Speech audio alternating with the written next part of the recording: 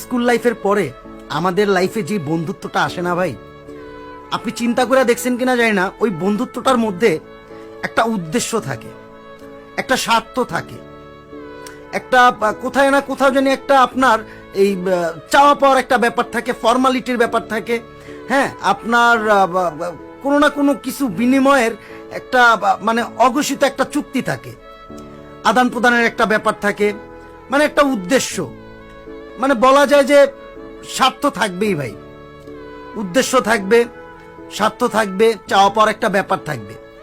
কিন্তু কষ্টকর একটা বিষয় কি জানেন ভাই, স্কুল লাইফের যেই বন্ধুত্বটা, ওই বন্ধুত্বটা কিন্তু একদম বলা যায় যে নিষ্পাপ, কোনো উদ্দেশ্য না, কোনো চাওয়া পাওয়া না, কোনো ফর্মালিটি না।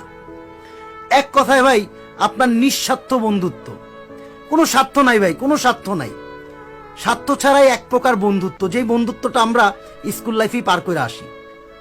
মানে ওই ধরনের কোনো সিচুয়েশন বা ওই ধরনের কোনো মোমেন্ট কিন্তু আমাদের লাইফ আর কখনোই আসে না, কখনোই না। তাই কখনো যদি অনেক বছর পরে কোনো স্কুল বন্ধুর সাথে দেখা হয়, তাইলে ভাই আর মানে দূর থেকে দেখলে আমরা চিনতে পারি যে ওই তো আমার স্কুল লাইফের ওই বন্ধুটা। মানে এক বলায় যে এত সুন্দর একটা মোমেন্ট তৈরি হয় যে এত সুন্দরভাবে আমি এক্সাইটেড হই জাস্ট একটা হাগ করার জন্য আমার ওই বন্ধুটাকে। এই জিনিসগুলা কিন্তু ভাই আপনার এক প্রকার নিষ্পাপ, এই ধরনের সিচুয়েশনগুলো আর কখনোই হয় না, কখনোই না ভাই। তাই তো বলি ভাই, স্কুল লাইফের পরে কলেজ লাইফ, ভার্সিটি, মানে স্কুল লাইফের ফ্রেন্ডশিপগুলো একদম বেস্ট ফর এভার ভাই। মানে এই বন্ধুত্বগুলো একদম অটুট, এক কথায় বলা যায় ভাই কোনো উদ্দেশ্য নাই, কোনো কিচ্ছু নাই। আফসোস ভাই, যদি আবার সেই স্কুল লাইফে যাইতে পারতাম তাহলে খুব বেশি ভালো লাগতো, খুব বেশি।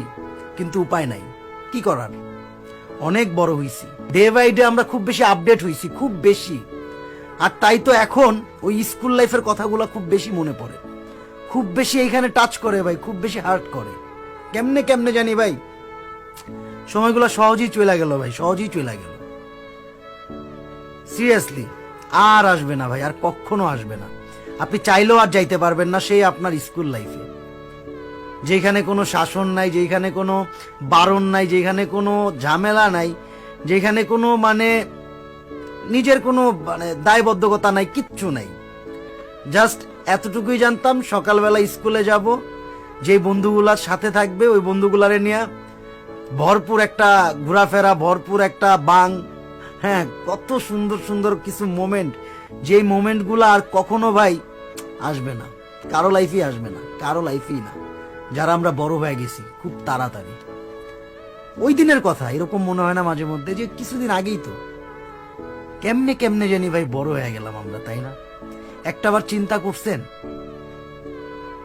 স্কুল লাইফ গেল, কলেজ লাইফ গেল, ভার্সিটিও প্রায় শেষ, নিজের একটা ভবিষ্যৎ, অফিস, ফ্যামিলির চিন্তা ভাবনা, নিজের ফিউচার, আরো কত কি। আর তাই তো বলে ভাই, যায় দিন যায় ভালোই যায়, যতদিন আসবে আপনি ঠিকই আপডেট হবেন, বাট পিছনের অতীত কখনো ভোলা যায় না, পিছনের মেমোরিজ গুলা কখনো ভুলতে পারবেন না, কখনো না। কষ্ট লাগবে, খারাপ লাগবে, কিন্তু এটা সত্য, ওই স্মৃতিগুলা নিয়েই 1000 বছর মানুষ বাঁচার চেষ্টা করে, কিন্তু একটা সময় ওই মানুষটাও নাই হয়ে যায়, হারায়া যায় ভাই।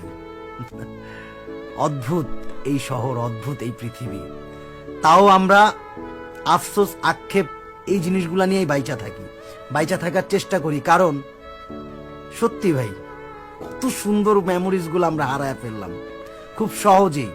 ওই দিনের কথা জাস্ট চোখটা বন্ধ করে চিন্তা করেন যে ওই দিনের কথা, তাইলেই দেখবেন যে কষ্ট লাগবে, অনেক খারাপ লাগবে, কিন্তু কিছু করার নাই। কি করবেন, কিচ্ছু করার নেই।